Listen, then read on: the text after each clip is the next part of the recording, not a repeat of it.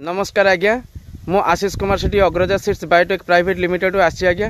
टिके आपन नाटा कौन कहले कार्तिक प्रसाद साहू आपन घर कोठी तैलक आपन जिला बालेश्वर आपन ब्लॉक बालियापाल तो कहतु ना आपन कौ कंपनी सीड्स आपन चाष करचंती अग्रजा सीड्स अग्रजा सीड्स तो कौ किस्म रो नरेंद्र तो खाली नरेंद्र करिसंती ना आउ कोन वेराइटी ज्योति को करछि नरेंद्र ज्योति ए दुईटा भेराइटी करचंती आपण अग्रजा सीड्स केते वर्ष लान चाष करलेनी 3 वर्ष लान करछि आपण 3 वर्ष हो गेलानी 3 वर्ष लान नरेंद्र चाष करछु ज्योतिटा एई वर्ष करछि ज्योतिटा एई वर्ष करचंती तो कोन ना केते लेखा रुइथिले आपण रुइथिले तो ठिकारा रुआजु गुटे दीटा से तो खाली रुइ देजि आ तो केते लेखा पिलो संख्या आस्तला 20-25 हेछि 20-25 आज्ञा तो वर्तमान जो धानर माने तो लागुची भलो अवस्था धानर भलो अवस्था अछि तो मते कोनते आपण केमिति कोन चाष के माने चासी मानको को संदेश दियंतु के चासी मानको जणांतु ते को टाइप रो चाष कले जे आपण को बळे अमल आपण कर क्षमता पाई परिबे अमल चाष टिके जदी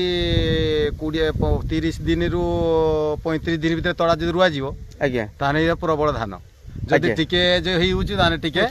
पछि होची माने टिके गछडा हाडे होची गछडा पिलो संख्या कम होची आज्ञा आ टिके ऊपरे रुइते हबो माने बेसी पुती होइनी आ सेही हिसाब रे कराउछन गुटे दीटा देला हेइ होची आज्ञा ताले गुटे दीटा देला परे आपनकर पिलोटा ठीक प्रबल मात्रा रे पिलो दउची आसुची सारो कम खाउची तो एतिक वर्ष लाभ होची सारो कम नरेंद्र रो जते सारो कम देबे ज्योति रे भी सेही बढ़िया परिस्थिति सेते अमल अधिका आ रोग पोक टोटल रोग लागेनी कहिते ना लागेनी रोग तो ताले आपन को कहबे कथा होची अग्रजा सीड्स रे एते रोग को विरोध करिया पई तार सहन शक्ति अछि बहुत अछि तो आपन एबे नै सुई गेलानी लोकान कर सब लागी के झावळा कार महिषा धरि गेलानी सब गंठी महिषा याकू धरु नै total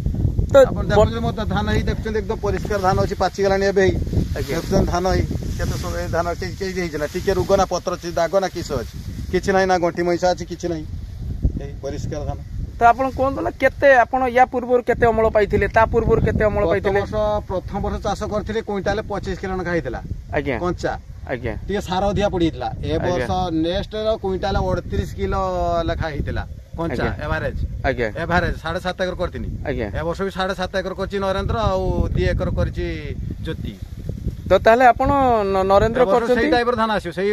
35 kilo 30 kilo 35 kilo quintal 35 kilo आसी तो ताले आपण को कहबा कथा होची गत थरे जेमिति पाइतरा नला आपण सही आकार आपण पाइबे तो प्रथम वर्ष टे सार अधिया पडिथला जुर पाइ पार नथिन टे कम हेतला सार तो आपण चासी मानको को कोन संदेश दवा पे चाहुचंती आगामी कहूची ए धानटा समस्त चाष करो तो 1010 को बहुत रोग लागुची तबे याकू रोग लागुनी तबे चासी बेनिफिट पाइबे पैसा तो नेक्स्ट आपनकर कोन माने विचार कोन जे आसंता खरीफ को कोन आपण आसंता खरीफ को सरना आ हमर ब्लैक डायमंड तो चासी मानको सही हिसाब रे संदेश दियंतु जे